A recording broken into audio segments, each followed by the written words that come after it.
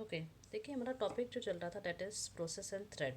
तो नेक्स्ट इसका जो टॉपिक आता है दैट इज़ कोऑपरेटिंग प्रोसेसेस। ठीक है, वो प्रोसेसेस जो कि एक साथ पैरेलल रन होते हैं और एक दूसरे को अफेक्ट कर सकते हैं, उसको क्या बोलते हैं? Cooperating processes. देखिए, मैं क्या बोल रही हूँ कि एक से ज़्यादा प्रोसेस है और वो एक दूसरे को अफेक्ट कर सकते हैं और they may be get affected by other process. वो कब होगा? When they share the data resources. ठीक है, they share the data and other resources with other process. तभी वो क्या करेंगे? एक दूसरे को अफेक्ट करेंगे। सपोज आपके पास P1 है, P2 है, इसके पास अपना डाटा है डाटा 1 और इसके पास अपना डाटा है डाटा 2। अगर P2 को डाटा 1 से मतलब नहीं है और P1 को डाटा 2 से मतलब नहीं है, इसका मतलब ये P1 P2 एक दूसरे को अफेक्ट नहीं कर रहे हैं। ठीक है, इट मीन्स कि ये कोऑपरेटिव प्रोसेस नहीं है। लेकिन अगर मैं बोलती हूँ कि P1 को डाटा 2 जो भी अपडेट होगा बाय P2, उसको अपडेटेड जो भी डाटा है उसको रीड करना है, या P2 को अपडेटेड डाटा डाटा 1 का रीड करना है। इट मीन्स कि P2 को डाटा 1 से काम है और P1 को डाटा 2 से काम है। तो क्या हो गया? डाटा को यूज़ कर रहे हैं, एक दूसरे के डाटा को शेयर कर रहे हैं। तो इस केस में क्या हो गया? ये दोनों एक दूसरे को अफेक्ट कर सकते हैं। ये क्या हो गया? P1 P2 डिपेंडेंट हो गया, क्योंकि अगर P1 ने गलत डाटा अपडेट किया तो P2 भी गलत रीड कर लेगा। ठीक है, तो इसमें सिंक्रोनाइजेशन भी ज़रूरी होती है कि P1 P2 किस तरह अपडेट करे, किस तरह रीड करे। तो वो प्रोसेसेस जो एक दूसरे से इफेक्ट हो सकते हैं उसको क्या बोलते हैं? Cooperating processes. नेक्स्ट टॉपिक आता है आपका थ्रेड।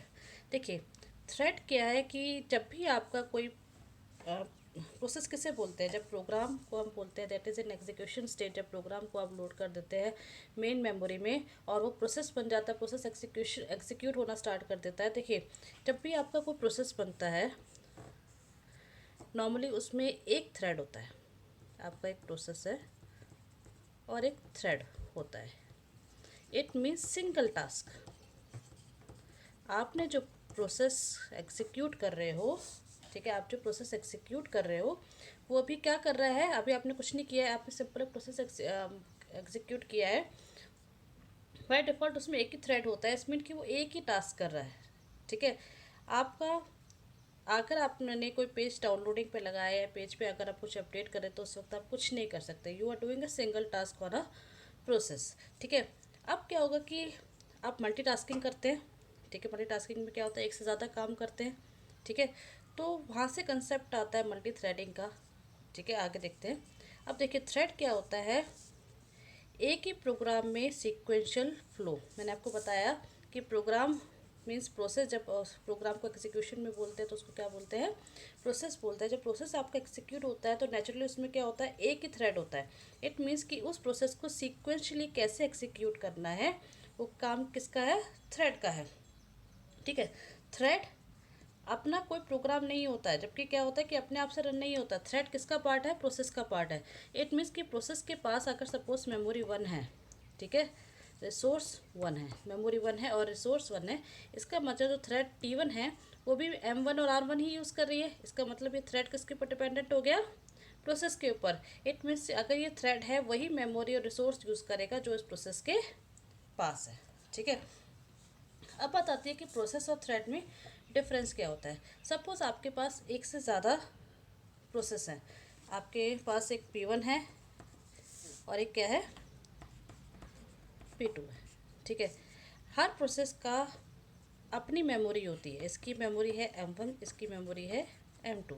ये दोनों आपस में काम करते हैं। हाँ, ये डाटा शेयर हो सकता है कि डे में शेयर द डाटा, तो उसको ऑपरेटिंग प्रोसेस बोलते हैं। लेकिन इन दोनों को क्या होगा? अपना अपना मेमोरी एलोकेशन होगा, अपना पीसीबी होगा, प्रोसेस कंट्रोल ब्लॉक होगा। ठीक है, पूरा इस दोनों इंडिपेंडेंटली अपना काम कर रहे हैं। लेकिन सपोज आपका P1 है, इसमें आपने थ्रेड बनाया है T1 और T2। ठीक है, T1 और T2 आपने इसके अंदर थ्रेड बनाया।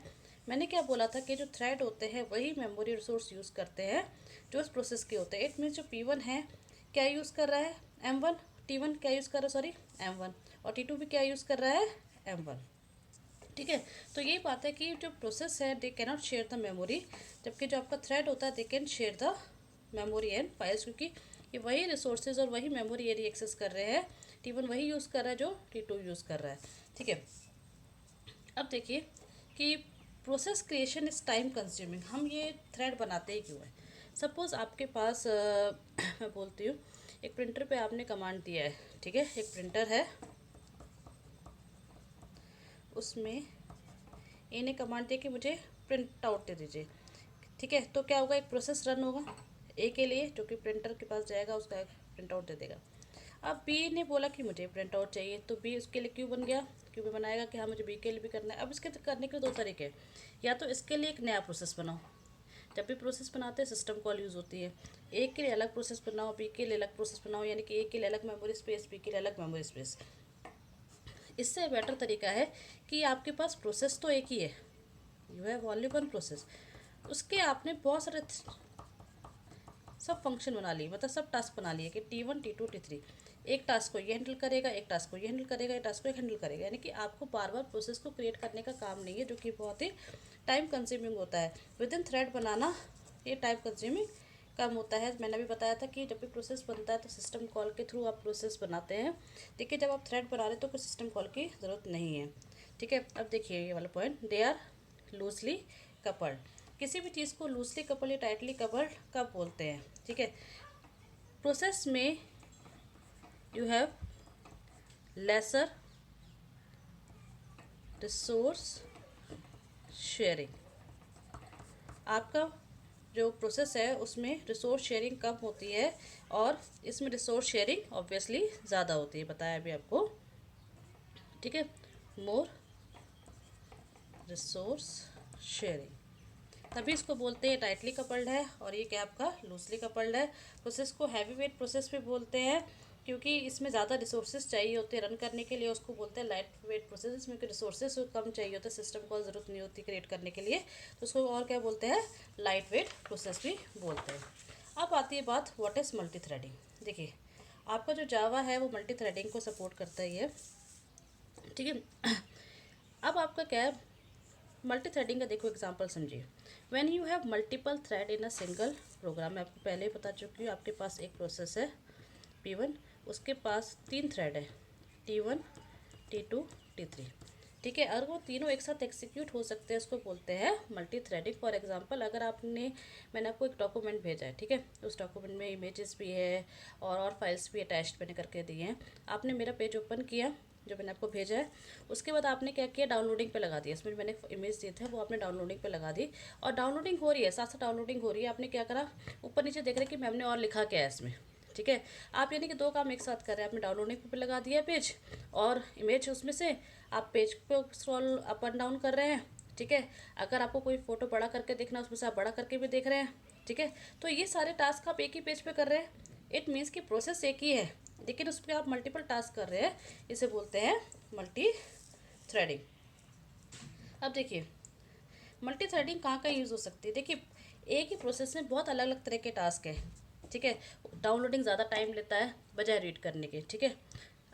तो आप क्या करेंगे, एक थ्रेड असाइन कर देंगे किसके लिए, डाउनलोडिंग के लिए, एक थ्रेड असाइन कर देंगे कि आप उसको रीड कर रहे हैं, एक थ्रेड असाइन कर देंगे कि आपको उसमें से कुछ चीज़ बोल्ड करके देखना है, ठीक है। तो आपको पीछे से बैकग्राउंड म्यूजिक चलाना है, एक थ्रेड आपने उसके लिए असाइन कर दिया, ठीक है। तो अलग अलग टास्क अलग अलग टाइम लेते हैं, तो आपने अलग अलग थ्रेड बना लिए, तो अपना हिसाब से वो अपना काम करते हैं। Like some task need better deterministic outcome than other, सबकी रिक्वायरमेंट्स अलग होती हैं, तो थ्रेड्स अलग अलग आप डिवाइड कर देंगे तो डैट विल गो बेटर, ठीक है। कुछ यूज़र इंटरफेस की एक्टिविटी एक साथ रन होती है हार्डवेयर कम्युनिकेशन के हिसाब से, तो उसके अकॉर्डिंगली हम अलग अलग थ्रेड डिवाइड करके उसको मल्टी थ्रेडिंग की तरह यूज़ कर सकते हैं। अब देखिए जो थ्रेड्स होते हैं, अगर आपके पास एक ही प्रोसेस है, बाय डिफ़ॉल्ट क्या होता है, थ्रेड एक ही होता है, यानी कि सिंगल टास्क आप करें, जैसे आपका होता है MS-DOS, कि अगर आपने MS-DOS ने बोला है कि कॉपी T1 टू T2, तो उस वक्त आप ऐसा नहीं कुछ और काम कर रहे हैं, वो कमांड ही रन होती है ना खाली, इसका मतलब एक ही टास्क आप कर सकते हैं। अगर एक ही प्रोसेस में आप बहुत सारे टास्क कर सकते हैं तो उसको बोलते हैं वन प्रोसेस मल्टीपल थ्रेड, जो कि जावा रन टाइम पर होता है। अगर आपके पास बहुत सारे प्रोसेस एक साथ आप कंकरेंटली रन कर सकते हैं, मल्टी प्रोग्रामिंग हो रही है आपकी, ठीक है, इसमें मल्टी प्रोग्रामिंग है, लेकिन हर प्रोग्राम में सिंगल थ्रेड एग्जीक्यूट हो रहा है, this is the example of Unix. और अगर आपके पास मल्टीपल प्रोसेस तो है, मल्टी प्रोग्रामिंग हो रही है और मल्टी थ्रेडिंग भी हो रही है, तो ये कहाँ होता है आपका लाइनक्स में, ठीक है। You must have got the concept of threading, ठीक है। थ्रेड क्या होता है, प्रोसेस क्या होता है, उसमें डिफरेंस क्या होता है। Okay, thank you.